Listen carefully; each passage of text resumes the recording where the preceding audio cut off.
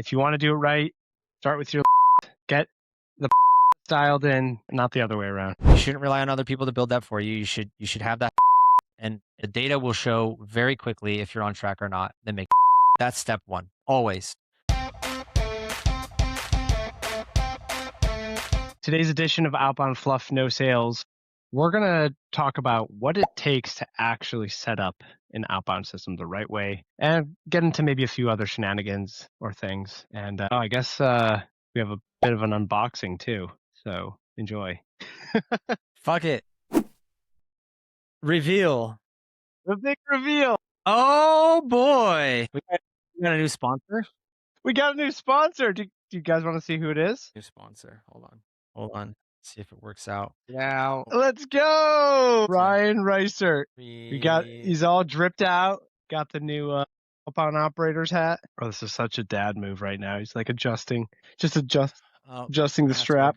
There we go. Dang, look at that. New sponsor. Look at that. Look at that.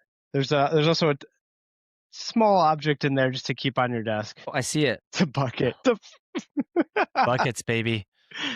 This one is a fuck it bucket, but I see that. Is it popping up? I saw that. I'm like, this is literally Ryan in a small object. That is a fuck it bucket. Thanks, dude. Super excited. Well, now we should do a whole show on swag. You know, the amount of requests you get when you start wearing hats, you know? Oh yeah, all the custom gear companies. No. I'm talking about individuals. Ever since we started wearing the Call Blitz hats, like, hey, how do I get a hat? How do I get a hat? How do I get a hat? You know, I got two Call Blitz hats. Saying this one versus this one, and Ryan's got a blue on white one. I don't know. Maybe we'll have some sort of giveaway for some Call Blitz gear. That'd be cool. Yeah, the problem is it's not print on demand. I got to find a print on demand option. So those exist. We'll have a full agentic workflow. We won't even touch it. It'll just go. There we go. Let's vibe code it. All right. So speaking of outbound operators, I think we should do a show on quick starts and results. Oof. Didn't we just have an announcement today? A company that started with us was only 2 weeks in and then got acquired, right? Yeah. I'm pulling up right now. We're going to take full credit for that one. And then, you know, we've got, you know, our Factify friends that raised their Series A, $73 million. What else do we have out here? But this was probably the fastest ever. Yes. They got small acquisition, $15 million, and the company was running for like a year. They raised, I don't know, 7. So they basically 2x'd in an extremely quick amount of time. Good for them. That was a really fun program, right? We engaged them, set up their system, had them butts in seat from the time they engaged with us to program running in less than 30 days. Kick off the year. Shout out to Quack like a duck. Quack AI like a duck. But that's the power of getting out and having conversations quickly. Now, we can't take full credit for them. But the thing is, we've gone through, we coming on like 10 months of this now, and we see a pretty consistent theme around people who are ready for outbound and those who are not. And it may not surprise most of you, but the number one indicator of are you ready for outbound or not starts with the list, right? We can't harp on this enough, but the list is the strategy. So if you're planning on trying to build an in-house SDR team, hire an agency to do outbound for you, or even work with us, like if you can't actually hand pick at least 1,000 companies that you think you want to be doing business with, like you should start there. Yeah. Okay? We just had this conversation this morning with one of our clients where, it's another proof of concept. They're talking to a cybersecurity company. They're about to come out of stealth mode in a few weeks, so we can't tell you who it is. They're making a big splash already, tons of money raised. They're playing right into the cybersecurity agentic space. So this company's got a really cool product where they're like, all right, we see this whole workflow problem in the cyberspace where you can identify problems, but how long does it take you to actually fix them? And during that period of time, you're vulnerable to attacks. So they have a AI solution that will automate a lot of the fixing and identifying while keeping humans in the loop where they need to be. Really cool product. It's probably the future of cyber anyway. And you know how these companies go, like Wiz was one of them. Some of them become the next $100 billion company. This one, they're so new. We were able to take a list that they believed was the right accounts, contacts, etc. We came up with a script, and in an hour of Ryan and I dialing, wow, he got hit with Wi-Fi outages too, by the way. In 61 dials, we connected with 21 people. And the original list would have been about, in that same number of dials, the 61 dials would have been about 1 connect. So we 21x'd the connect rate. X, not percentage. Like literally, it was 20x multiple of what they would have done. And when you can have that much feedback, you start to learn a lot. And in this case, the conversation was like, hey, it actually seems like there might have been something off with the list here, because the results were a lot of not me's when we did actually get a result. And selling it to cyber is tough, especially people who are getting hammered a lot all day long. So we got a lot of connecting completes. But the program is essentially set up in a way where it's going to get you conversations at a rate that most people can't really fathom right now if you're doing outbound. That's the whole point. And when you get that much feedback, you're also learning really quickly. And so the hardest thing becomes the list. Can you actually keep up with the quality of great account selection, good contact selection? Yeah, I mean, and if you think about the majority of people that are trying to make outbound work, it is a lot of work up front to get the list to a position where you should start making an investment where you're putting humans to go and build pipeline. There's nothing more powerful than having conversations at that volume into your market, but it's very, very expensive if you aren't targeting the people that you want to be targeting. And ultimately, the second phase of this is, are you prepared to receive those conversations and take next actions? So again, the list is the strategy. It can, if you don't know where you're at yet, it's still a fast path to getting to that insights, right? You can come up with a hypothesis and say, I think it's these accounts, I think it's these people, but you have to change your mindset of what are you going to get from this? The number one thing that I always shit on with my fuck it bucket, if you will, with the folks that we engage with is like, well, that was awesome, a lot of conversations, but we didn't get any meetings. Oh, don't And you love that, Ryan? Isn't that your it's like favorite? you didn't even know who you wanted to put in the account list in the first place. And so like there's a gap there, and it's like, okay, out of the people that we did engage with, here's the percentage of people that we caught some intrigue, we got a little bit of interest, we captured insights on where they'd prefer to receive additional information, which, by the way, I know a lot of people, maybe not the people that listen to us, but the people in the echo chambers would be like, oh, that's worthless. It's extremely valuable when you can identify that these are people that prefer to be reached in a specific channel, and if you have great assets that you can get in front of them to continue your story, you get activations, right? It's conversational advertising. You're getting to, in this case, they were CISOs and VPs of cyber, head of cyber, these types of titles at $1 billion plus companies. You're probably not going to get them with a cold email. Most definitely not going to get them with a cold email. You may, if they were active on LinkedIn, you may be able to kind of get them with some LinkedIn outreach, probably not from an SDR. Senior leadership, maybe, engaging with top leadership. There's a strategy there. But via the phone, you can pique a little bit of interest and then move into those other channel strategies to the clip of, again, potentially 20 plus activations if you did it the right way. Every hour that you would have, in this case, it would have been 2 reps. So let's say it's every 2 hours, 1 rep could be producing 60 connections, conversations with your market like that. And it's what you do with it after the fact that makes the most sense, right? So in this case, we prove that you can get conversations. Are they the right people at the right accounts? Are you going to connect with them on LinkedIn? Are you going to send them the email that they requested if they did request one? What information did you capture from where they're at in terms of understanding what you do and how they're solving that problem today? These are all insights that in this particular example would have taken almost 3 months of a rep calling, an average rep doing, 50 dials a day to get to the 30 connects that Ronan and I had in literally 1 hour. Insights, learning, etc. There's value there, but I always err on the side of, are you ready for outbound? It depends on the mindset of what you're trying to accomplish.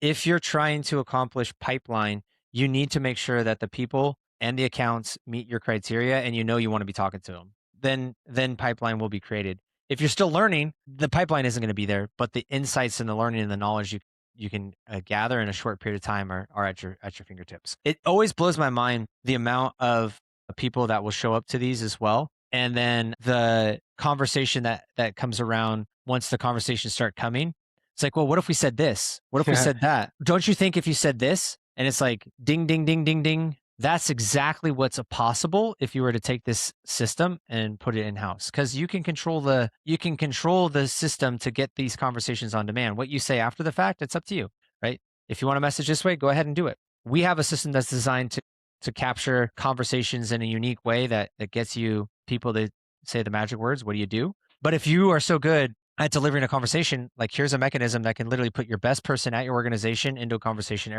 in this case, I think it was every 2.5 dials, like this, boom, boom, boom, on a list that would have delivered a conversation every 80 dials. 80 dials, not very helpful for a very valuable resource in an organization.